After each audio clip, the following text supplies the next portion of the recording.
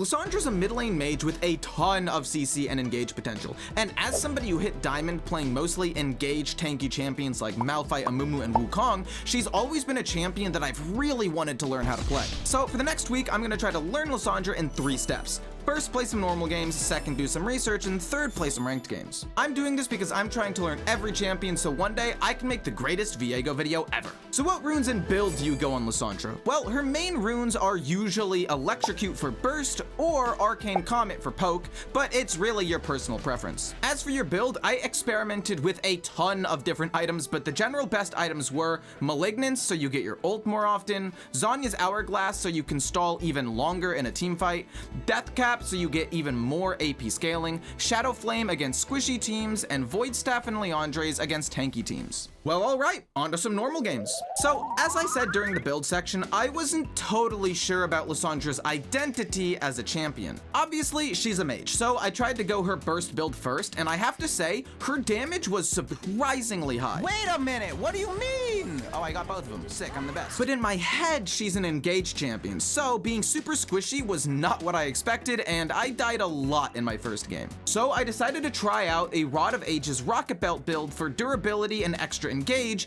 and it did feel better to me, but I lost so much damage. Like, I wanted to burst Kai'Sa here, and when I saw how little damage I did, I was like, yeah, this build's not gonna work. And I mean, even if the extra health helped me survive in a fight, if I just built full damage, I probably would have just killed them all faster and lived anyway. I also ended up testing out a viewer build that kind of combined my bruiser idea with her typical burst build. Basically, you still went Rod of Ages first for survivability, but then you went Zhonya's Hourglass, Rabadon's Death Cap, and tons of damage after that. I ended up really liking this build, but I just couldn't stop this voice in the back of my head from saying, I'm not doing enough damage. But at least I did more than the bruiser build. And I will say, even though I was figuring out how to build Lissandra, I was having so much fun playing her. Got him! As I said earlier, she perfectly fits my playstyle of an engaged champion with tons of CC. So even though I was dying a lot right now, I did feel pretty comfortable on her, especially when the enemy team was actually helping me engage. Oh, you knocked me towards him, thank you so much. And even though I should have flash ulted myself here, she is amazing in team fights. Holy shit! All I can say is this is gonna be a good week.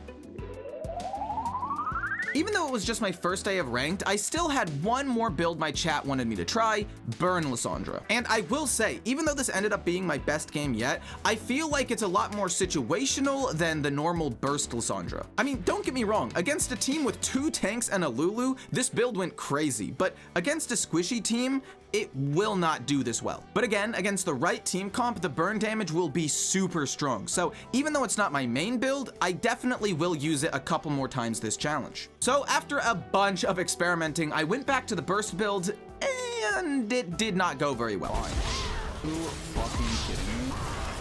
I feel like I just needed one good game on Burst Lissandra to finally understand how to use this build. And lucky for me, that game finally came after 4 hours of playing Lissandra. I just started to trust my damage instead of second guessing myself like I had been through most of this challenge. This whole time I had been questioning Lissandra's identity and build, and I think that was getting in my head a little bit. But if I go Burst, just look how much fucking damage I did to Ashe here. And who would have guessed that after committing to one build and actually practicing it, I started playing pretty well. Like, sure, I hadn't mastered her yet or anything, but I was really starting to make better and smarter plays. Also, who the fuck does this Lucian think he is? He's an AD carry and I'm a mid laner. He's never winning this. But no matter how much better I was getting, there were still a lot of growing pains, like not quite knowing my damage, which lead to me barely dying. My dad? Oh my gosh, I'm still alive. No! Sometimes going in too deep, not ulting myself, which you guessed it, led to me barely dying again. And sometimes I would see an amazing engage opportunity, get so excited I would just go in without my team and, say it with me now, barely dying again. But those mistakes didn't stop me from continuing to improve. I mean, the only way that I can get better is if I make a few mistakes, right? And on the last game of day 3, I really think Lissandra was starting to click for me, which made what was about to happen that much more shocking. But more on that later. Anyway, after these games I realized, Lissandra was made for me. So I did some research on YouTube and here's what I found. 1, how to use your E properly. First, you can throw your E one way and walk the other and just escape more consistently. And 2, you can use your E into walls and still come out the other side as long as it goes a little more than halfway. This makes it harder for the opponent to see and you can surprise them sometimes. 2, how to use your ult properly. When you engage, you usually want to ult yourself to stall for your team, unless you can hit the enemy carry, in which case just do as much damage to them as possible. In team fights where you don't engage, you can ult yourself for safety or ult an enemy to peel for your team. Basically just ult yourself if you're fed or the enemy if your teammates are fed. And last, if you're fighting 1v1 or a small skirmish, ult the enemy first, then use your abilities because you do more damage with Malignance's magic pen. 3, how to use your Q properly. Your Q extends its range when it hits something, but the max range doesn't actually change. Basically, to maximize poke, you want to Q while standing next to something instead of hitting it at max range. And 4, how to use your W properly. Honestly, just spam that shit. Anyway, on to some ranked games. Yeah, as I said earlier, this next stretch of games was one of the biggest disappointments of any challenge I've done so far. I was literally the ace in every loss, and I was the MVP in one of my wins. I mean, I know these stats don't tell the full story, but I was playing so well in these games. I mean, like in this fight, I played amazing, hitting almost every skill shot, doing tons of AoE damage, and somehow barely making it out alive. But the rest of my team died, and our only kill was the one I got. To be fair though, this final death was definitely my fault. I'm dead. Look, I know I wasn't playing perfectly, and I did still make some silly mistakes in lane, and I definitely got outplayed a couple of times. Okay, you know what? Respect. But for every bad play I made a ton of good ones. Yes! And even had some sick outplays of my own. Sick. I honestly just don't know how to explain days 4 and 5.